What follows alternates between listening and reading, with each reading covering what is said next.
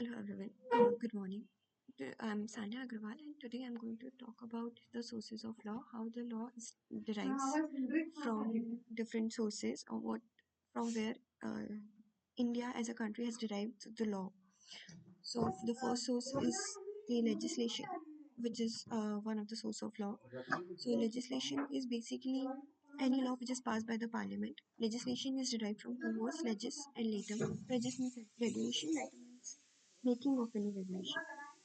So it is considered as a primary source of law whenever the parliament passes any law or whenever the parliament amends any law, repeal any law. All these forms are covered under the legislation. It is divided into two parts, supreme and the subordinate legislation. Supreme legislation is the highest form of legislation, which is basically the law which is passed by the parliament.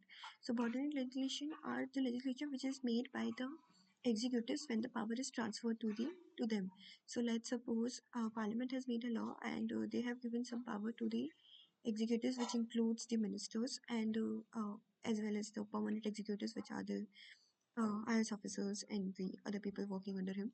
So they also make some rules and notifications that will could be covered under subordinate legislation. The law directly passed by the parliament or the state legislatures in a state. They are considered as supreme legislation.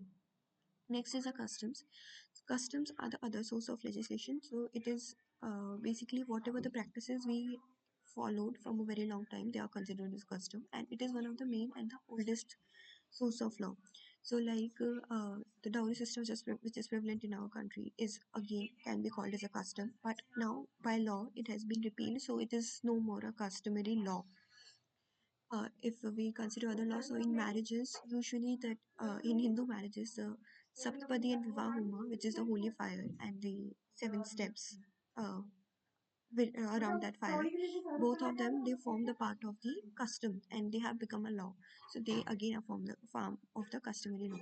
So these are some of the ingredients which are necessary to be proved to make any particular custom as a law.